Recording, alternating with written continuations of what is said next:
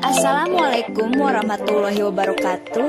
Kami dari kelompok 1 dari Universitas Negeri Singapura Bangsa Karawang akan mempresentasikan mengenai materi uji parametrik perbedaan dua rata-rata dari mata kuliah Statistika Inferensial yang diampu oleh Bapak Hairudin MPD, yang disusun oleh Ayu Fitriasari, Ima Yuliani, Vicky Nur Azizah, Hesti Nur Halimah, dan Indah Nur Hasanah.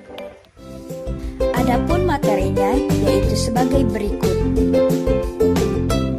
Pertama yang akan saya jelaskan yaitu mengenai pengertian dari statistika parametrik menurut para ahli. Menurut Sulaiman 2005 mengatakan tes parametrik adalah suatu tes yang modelnya menetapkan syarat-syarat tertentu tentang parameter populasi yang menjadi sama penelitiannya. Kemudian menurut Sugiono 2013 mengungkapkan statistika parametrik itu bekerja berdasarkan asumsi bahwa data setiap variabel yang akan dianalisis berdasarkan berdistribusi normal. Menurut Supardi 2013 mengatakan statistika parametrik adalah bagian statistik yang parameter populasinya harus memenuhi syarat-syarat tertentu seperti syarat data berkala interval atau rasio, syarat pengambilan sampel harus random, berdistribusi normal dan normalitas, dan syarat memiliki varian yang homogen atau homogenitas, model reaksi linear, dan sebagainya. Selanjutnya ada keunggulan dan kelemahan dari uji parametrik. Keunggulan dari uji parametrik yaitu syarat parameter dari suatu populasi yang menjadi sampel biasanya tidak diuji dan dianggap memenuhi syarat. Pengukuran terhadap data dilakukan dengan kuat. Observasi bebas satu sama lain dan ditarik dari populasi yang berdistribusi normal serta memiliki varian yang homogen, serta hasil uji statistik parametrik terhadap populasinya yaitu tajam. Kelemahan uji parametrik yaitu populasi harus memiliki varian yang sama. Variabel-variabel yang diteliti harus dapat diukur setidaknya dalam skala interval. Dalam analisis varian ditambahkan persyaratan rata-rata dari populasi harus normal dan bervarian sama, dan harus merupakan kombinasi linear dari efek-efek yang ditimbulkan. Macam-macam uji statistik parametrik yaitu ada uji Z-test, uji T-test, tes proposisi, uji korelasi person, dan analisis varian. Selanjutnya ada uji T-test dependent. T-test dependent atau sering diistilahkan dengan paired sample T-test adalah jenis uji statistika yang bertujuan untuk membandingkan rata-rata dua grup yang saling berpasangan. Sampel berpasangan dapat diartikan sebagai sebuah sampel dengan subjek yang sama, namun mengalami dua perlakuan atau pengukuran yang berbeda, yaitu pengukuran sebelum dan sesudah dilakukan sebuah treatment, menurut Sugiono 2010. Adapun fungsi dari T-test dependent adalah untuk membandingkan rata-rata dua grup yang saling berpasangan. Sampel berpasangan dapat diartikan sebagai sebuah sampel dengan subjek yang sama, namun mengalami dua perlakuan atau pengukuran yang berbeda, yaitu pengukuran sebelum dan sesudah dilakukan sebuah perlakuan. Selain itu, untuk menguji efektivitas suatu perlakuan terhadap suatu besaran variabel yang ingin ditentukan, misalnya untuk mengetahui efektivitas metode penyuluhan terhadap peningkatan pengetahuan dari responden, menurut Ridwan 2009. Test dependent. Yang pertama, uji komparasi antara dua nilai pengamatan berpasangan, misalnya sebelum dan sesudah. Kemudian kedua, digunakan pada uji parametrik, di mana syaratnya sebagai berikut. Yang pertama, satu sampel. Kemudian merupakan data kuantitatif. Selanjutnya, data haruslah berdistribusi normal. Jenis hipotesis pada uji T-dependent.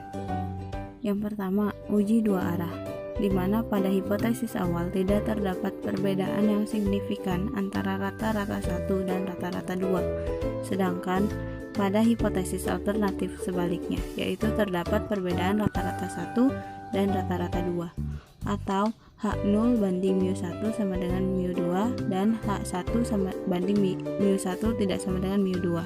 Kemudian yang kedua, uji satu arah, di mana pada hipotesis awal kelompok atau sampel 1 memiliki rata-rata sama dengan atau lebih besar dengan rata-rata kelompok 2, sedangkan hipotesis alternatif rata-rata kelompok 1 lebih kecil dibandingkan dengan rata-rata kelompok 2. Jika disimbolkan, maka H0 banding mu1 lebih dari sama dengan mu2 dan H1 banding mu1 kurang dari mu2. Selanjutnya, yang ketiga, uji satu arah. Ini kebalikan pada hipotesis kedua, di mana pada hipotesis awal kelompok atau sampel 1 memiliki rata-rata sama dengan atau lebih kecil dengan rata-rata kelompok 2. Sedangkan hipotesis alternatif rata-rata kelompok 1 lebih besar dibandingkan dengan rata-rata kelompok 2. Dengan hipotesis parametriknya berupa H0 banding mu1 kurang dari sama dengan mu2, H1 banding mu1 lebih dari mu2. Hipotesis awal ditolak jika T hitung lebih dari T tabel atau T hitung kurang dari sama dengan T tabel. Adapun cara menghitung uji T-test dependent yaitu dengan menggunakan rumus berdasarkan Sugiono, di mana T hitung sama dengan X bar D dikurangi mu 0 per CD per akar N, dengan T X sama dengan X bar D dikurangi mu 0 per SD per akar N, dengan X bar D sama dengan sigma D per N. SD sama dengan akar dari 1 per N min 1 dikali dengan sigma D kuadrat dikurangi sigma D dikuadratkan per N, dengan keterangan D merupakan selisih X1 dan X2, N merupakan jumlah sampel, X bar merupakan rata-rata, dan SD merupakan standar deviasi dari D. Langkah menggunakan uji T-test dependent. Pada pengujian perbedaan rata-rata dua kelompok berpasangan. Yang pertama, tetapkanlah H0 dan H1. Kemudian tetapkan titik kritis tingkat kepercayaan 95% atau 99% yang terdapat pada tabel T. Kemudian tentukan daerah kritis dengan dB sama dengan N-1. Kemudian tentukan T hitung dengan menggunakan rumus yang sebelumnya sudah dijelaskan. Kemudian yang kelima, lakukan uji signifikansi dengan membandingkan besarnya T hitung dengan T tabel. Di sini akan dibandingkan hasil uji instrumen yang ada pada skripsi dengan hasil uji instrumen yang dilakukan oleh kelompok. Adapun rekapitulasi analisis per butir soalnya untuk validitas, reliabilitas, daya pembeda dan indeks kesukaran tertera pada gambar berikut.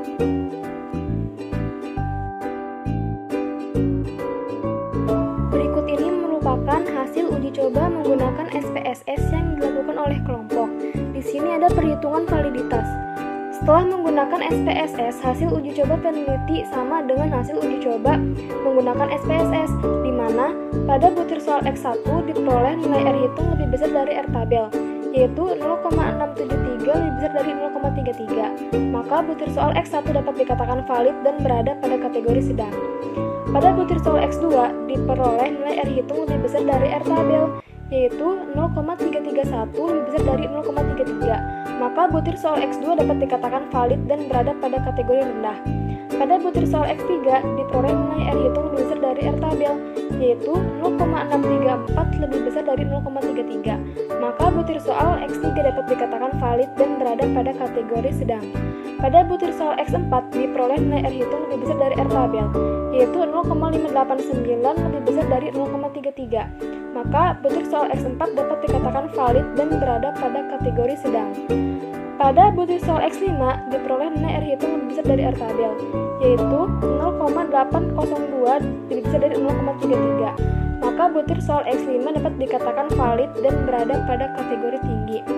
Pada butir soal X6 diperoleh nilai R hitung lebih besar dari R tabel, yaitu 0,773 lebih besar dari 0,33.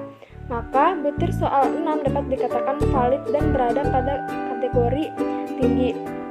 Pada butir soal X7 diperoleh nilai R hitung lebih besar dari R tabel, yaitu 0,623 lebih besar dari 0,33. Maka butir soal X7 dapat dikatakan valid dan berada pada kategori sedang. Selanjutnya ada perhitungan reliabilitas berdasarkan bantuan SPSS. Untuk reliabilitas diperoleh nilai R hitung lebih besar dari R tabel, yaitu 0,734 lebih besar dari 0,33. Maka instrumen dapat dikatakan reliable dan berada pada kategori tinggi. Oke, di sini ada normalitas kemampuan.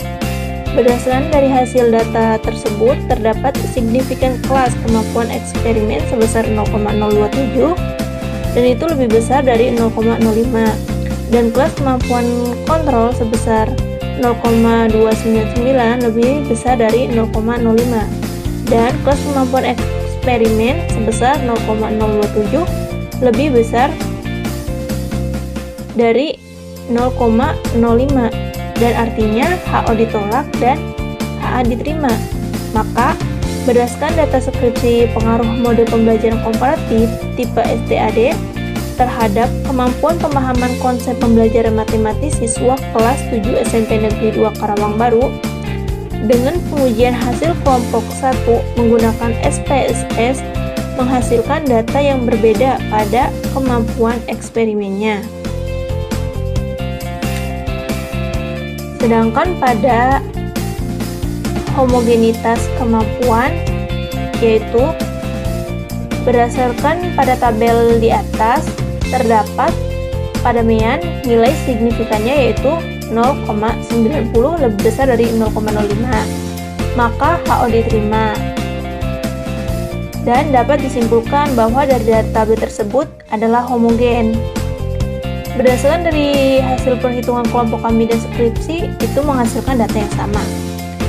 Dan sedangkan pada uji perbedaan dua data kemampuan awal matematis, itu berdasarkan tabel tersebut, diperoleh bahwa nilai signifikan dua Taylor sebesar 0,269.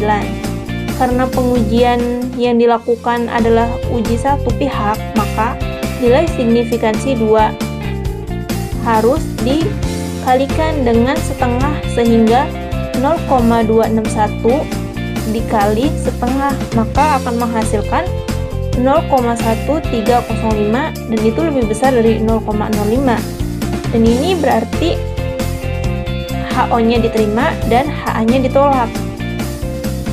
Ini berarti tidak terdapat perbedaan. Dengan demikian dapat disimpulkan bahwa tidak terdapat perbedaan kemampuan awal pemahaman konsep matematis kedua kelompok sampel. Selanjutnya, saya akan menjelaskan tentang normalitas post-test. Normalitas post-test skripsi. Berikut tabel dari uji normalitas data post-test pemahaman konsep matematis. Adapun tabel normalitas pada kelompok. Berdasarkan dari hasil tabel tersebut bahwa terdapat signifikan kelas post-test eksperimen sebesar 0,225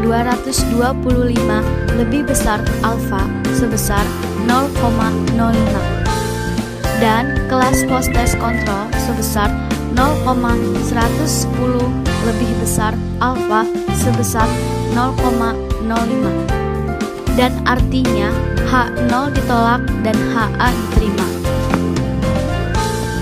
Selanjutnya, homogenitas post-test. Berikut tabel dari homogenitas post-test pada skripsi. Adapun data tabel homogenitas post-test kelompok. Berdasarkan pada tabel tersebut, terdapat pada mean nilai signifikan yaitu 0,449 lebih besar 0,05, maka H0 diterima. Maka dapat disimpulkan bahwa dari data tabel tersebut homogen. Selanjutnya, uji T post-test. Uji T post-test pada skripsi. Berikut tabel uji perbedaan data kemampuan awal pemahaman konsep matematis. Adapun tabel dari uji T post-test kelompok. Berdasarkan tabel tersebut diperoleh bahwa nilai signifikan 2 Taylor sebesar 0,000. Karena pengujian yang dilakukan adalah uji satu pihak, maka nilai signifikan 2 Taylor harus dikalikan dengan setengah sehingga 0,000 kali setengah sebesar 0,000 lebih kecil 0,05. Artinya H0 ditolak dan HA diterima. Ini berarti terdapat perbedaan. Dengan demikian, dapat disimpulkan bahwa capaian kemampuan pemahaman konsep matematis yang diberi perlakuan dengan model STAD lebih baik daripada siswa yang menggunakan ekspositor. Dan pembelajaran yang sudah disampaikan oleh kelompok 1 semoga bermanfaat dan mohon maaf bila ada kekurangan. Wassalamualaikum warahmatullahi wabarakatuh.